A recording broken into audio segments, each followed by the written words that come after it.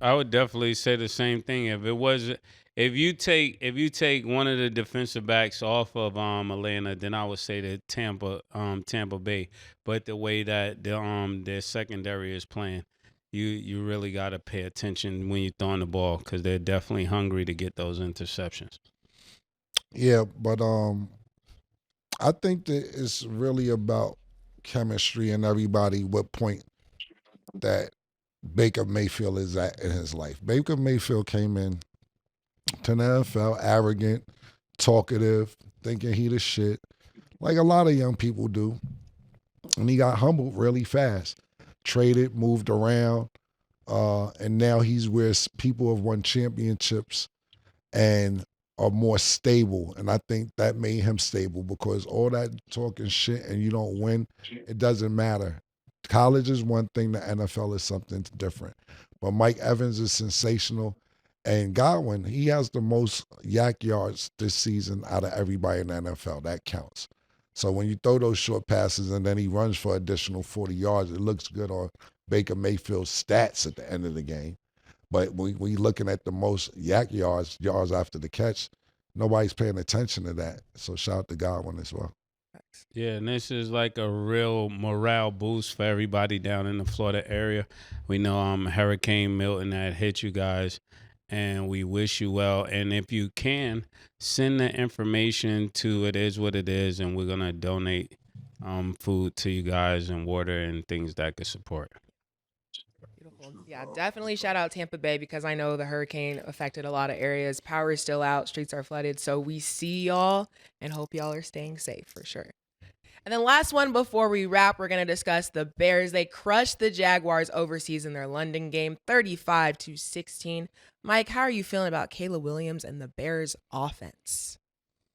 Well, Caleb's playing some great football the last couple of weeks. I mean, he's doing everything that I had talked about. I wanted to see him do, and that I didn't see in those first few weeks. Remember how much running around, looked like a chicken with his head cut off. Now he's standing in the pocket, delivering the ball, and he's starting to feel like and get that feeling like, yeah, I belong. I thought being in London, because think about it. He's been on quite a ride, man. He's been on a ride. People been USC and Heisman, and then you become the first pick of the draft. All of that heat, all that pressure right here in America. Everywhere you turn, you see it. Then you go and take a week away. It's different over there. You kind of can woo-saw a little bit, and I think he showed up on the football field today. He looked like the number one pick in the draft today, and Gabe's good. It's amazing that you see all those teams, the Chicago team, the Washington team with them young quarterbacks sitting at a pretty good spot with their record. I think 4-2. It's a pretty good spot. Yeah, and I mean for the last couple of Chicago Bears quarterbacks that are rookies, he got the best record in the first 6 games. To be 4-2. Looking at his play, it looked like he found his stride when he first started those first 2 weeks. It looked like he could be potentially on bus time, but now with these last 4 games, it looked like he really somebody lit the fire under him and he came to play. And I'm happy for him. I'm happy for the city of Chicago because they did not need to see this again. They did not need to see another quarterback not work out. He was on bus time as well, but Pause. Yeah, that was that's really wild. Lit a fire in them as he rolled out afterwards. Handle his zone. But I digress. Yeah, Buzz was crazy, and they lit the fire on him. I thought he looked really good today. I the first couple of weeks I was like, I don't really like his personality, to be honest with you. Just me personally. I don't like niggas coming with poodles, showing the poodle, rubbing them, crying, and they pillow when they lose. I just want to be with my dog. I don't like that verbiage. That's just not for me when you lose. I don't like it. I'm not going to act like I like it. But you could be with your dog. You could do a bunch of shit when you win it. and you throwing great passes, and you reading the defense, and you busting that. Go get your poodle, nigga.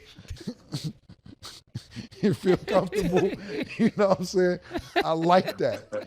And I think that this is really good for the Chicago Bears. Like Mase just was saying, look, man, we gotta think about this. Like I told Mike a couple weeks ago that how the Washington Redskins growing up was my team. And like I said, I had the Washington Redskins phone, Joe Theismann, Monk, John Riggins, Joe Gibbs coaching. Like, listen, that was my team. But the one year it wasn't my team was 1985 when the Chicago Bears had Refrigerator Perry, Yeah. McMahon and them niggas, Walter Payton. I had the William Refrigerator Perry pajamas. I was a fucking Chicago Bears fan. Like, them niggas was rocking Roll Stars, bro. Mike Ditka, yo, they was rocking Roll Stars. I was 8 years old. And I was like, yo, these niggas is lit. And it's been downhill ever since. Fucked up. No, I used to like my nigga Brian Urlacher. Brian Urlacher been out for over 10 years now. Yep, Marshall. Yeah, you know what I'm saying? But it's been bad. But them 1985 stat, I know it's more. But if you would have, listen. He was living. If you was living, man, these niggas was rock stars. I think they got a 30 for 30 on them niggas, man. Yeah. I love them They were rock 1985. stars. They was rock stars, right? Am I bugging, Mike? They can't even fathom what you're saying. Right. Because let me tell you, it was so big. Remember the skit was Saturday Night Live? Duck Bears, when they would do all that. Duck Bears, call Coach Ditka, Duck Coach. Yeah. I mean, it was huge. Yeah. When I first retired, I started working at ESPN with Coach Ditka, right? Coach Ditka, we were in New York, walking the streets in New York. It was like walking the streets with Elvis. Go. And I was like, do these people, am I too dark? Do these people not see me? Ditka. And I was like, man, that really opened my eyes to how big they were at that time, man. But that was a juggernaut team, man. That was a hell of a team they had. Yeah, and Mike, because I was too young, I can't remember the top of my head. And then his son's is on ESPN. I don't know why I'm drawing a blank right now. But there's a lot of controversy too, how the players actually like the defensive coach. What's for that team? And his son. Yeah, remember that was Coach Buddy Ryan. Yeah, and Rex Ryan coached the Jets, and now he's on ESPN. I know I was drawing a blank. Yeah, Buddy Ryan. That was Buddy Ryan, Rex Ryan's dad. Yeah, exactly. Yeah, and I remember them lifting him up, and everybody was like, "Damn, they gonna lift him up and not Mike Ditka first?" Because they loved Buddy Ryan more than Mike, it seemed like at the time.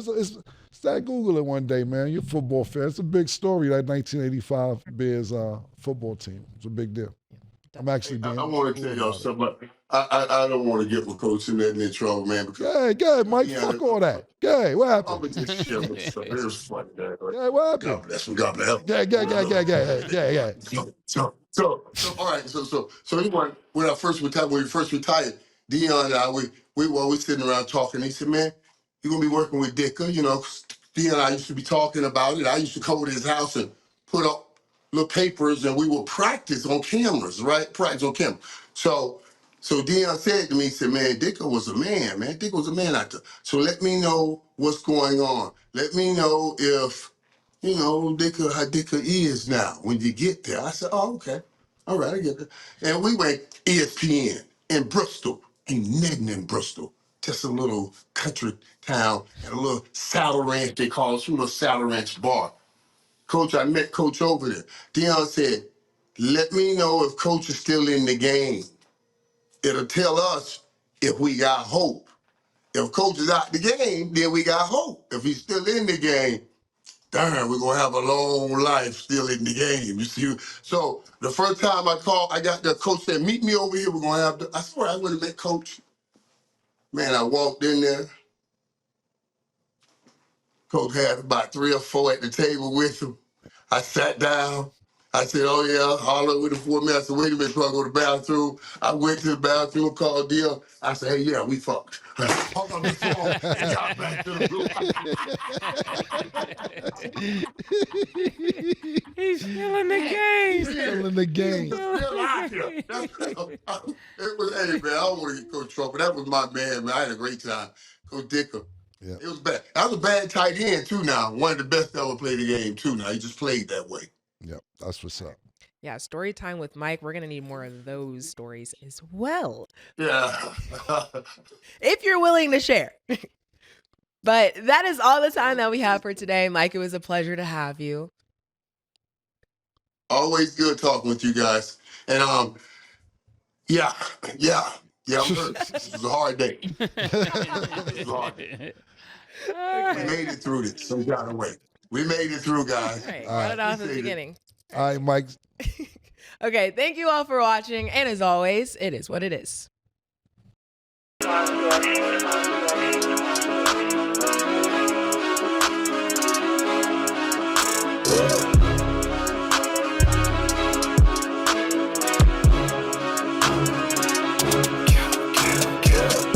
What you want, nigga? Everything, nigga, super size. Two Big Macs, like when they doing them 2 for $5.